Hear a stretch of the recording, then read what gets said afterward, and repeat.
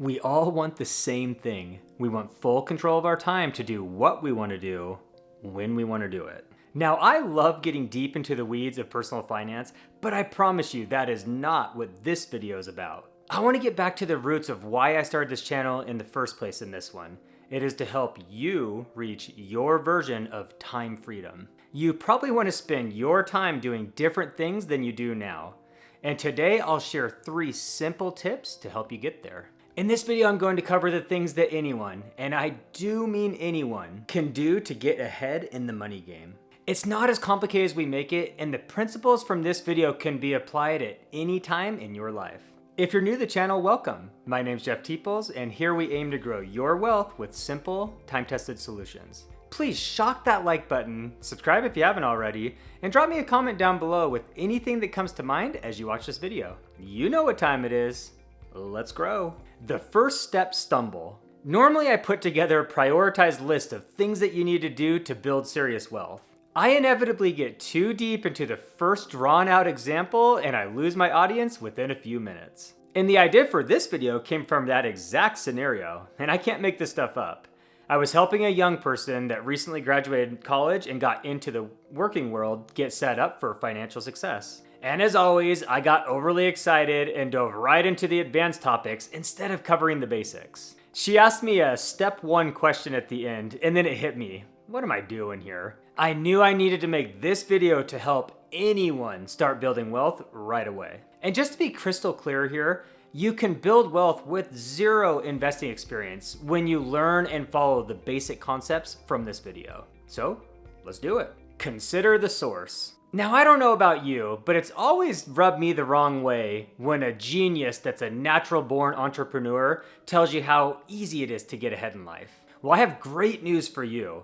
I am neither, and in addition to that, nobody has ever accused me of being overly ambitious. I'll cover my background quickly here. It matters because I want to emphasize the anyone part. I was a loser until I was 23 years old. I decided to go to college for accounting and got my first non-warehouse job at 28 with 0 assets and $75,000 of debt to my name. I'm 42 years old now and I haven't magically become a rocket scientist along the way. But I do have 0 non-house debt and my investing portfolio is 7 figures at this point. The rest of the video will explain how this average dude got there and how you can do the same thing and beyond. Compound interest and credit cards. Now don't run away already. I'm going to stick to my promise of keeping this video simple. I have my weed whacker fired up in case the weeds approach. Let me show you an example of what happened over the past 42 years to explain the power of compound interest at a high level. And there are 0 assumptions in this example. This is to the dollar what actually happened over that time frame. In this quick example, we are going to take Bob. Bob graduated college and started his work career in January of 1982. And he worked that same job until he retired recently at the end of September in 2024. He put in 42 years and 9 months. Way to go, Bob. And his portfolio started with $1. He had $1 to his name in 1982. And then Bob contributed $250 a month. It's not a ton, but that's what he could afford. He had a lower paying job, but he loved the work that he did. So he put in $250 each month for just over 42 years. Here is where the power of compound interest comes into play. Bob started with that $1 at just $250 a month for his 42-year career. He ended with almost $2.4 million.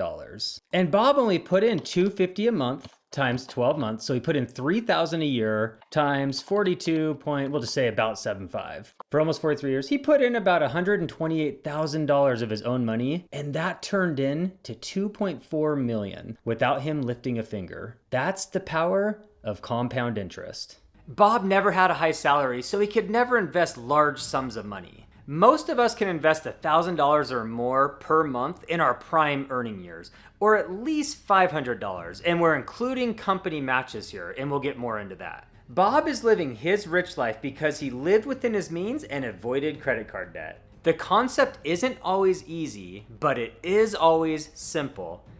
Don't spend what you don't have. And now credit card debt works exactly like compound interest, only opposite. If you're making just over $100 of credit card payments a month, to handle the interest and keep the principal about the same, you're literally wasting millions of dollars over your lifetime. I know that math feels exaggerated. I would always think the same thing, but trust me, it checks out. The good news is that it's never too late to pay down your credit card debt. You can break the compounding problem of your credit card by chipping away at the principal balance as much as humanly possible. You need to get the outstanding balance on that credit card down to $0 and then keep it there forever. It is truly the most important investment you will ever make, and it will prevent you from having to work until you die. No one wants to do that. The irony is that you'll be able to buy exponentially more toys this way as well. Now, let's talk more about you. Your skills follow you. Some will say that you should follow your passion, and they're right. Others will say ignore your passion altogether and follow the money.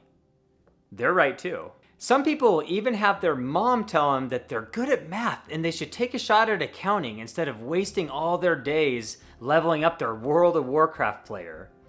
And my mom, that random person, is definitely right. In all seriousness, I have read a ton of books on this topic, and the only thing I've learned is that we're all different. Only you know what makes you tick. The most important thing is that you continue to grow in whatever it is that you do. Passion and desire have a weird way of following success and growth. If you graduate from college and get a job and then lose the desire to continue growing, your skills will deteriorate over time. When that happens, even if you can still press the button to get your current job done, your company will own you because your skills will be less valuable on the market, period. You can quiet quit your job, but you can't afford to quiet quit your own long-term growth. Read, learn, and grow. This is broad advice, but it will work for anyone doing anything.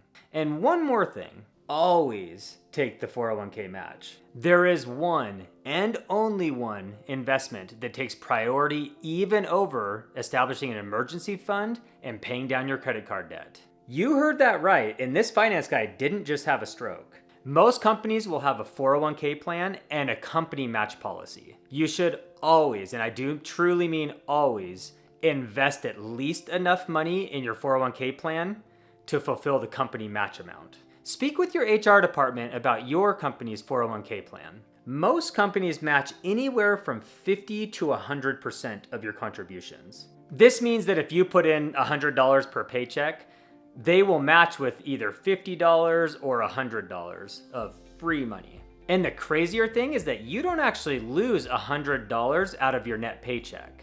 It will only reduce your paycheck by 80 or 90 bucks because the contributions are pre-tax dollars in most cases. So you put in, let's just call it $90 per paycheck, that's the cost to you, and it gets you $200 invested for your future. And remember Bob from before. You just outpaced his $4.7 million empire with money you won't even miss. It really is this simple. If you live within your means, continue to grow, and accept free money that your company's trying to give you, you will blaze down your path to time freedom. There is a lot more to learn about personal finance, but these simple steps will get you most of the way there and way ahead of the masses. Check out one of these two videos if you're interested in getting into more depth in this personal finance stuff.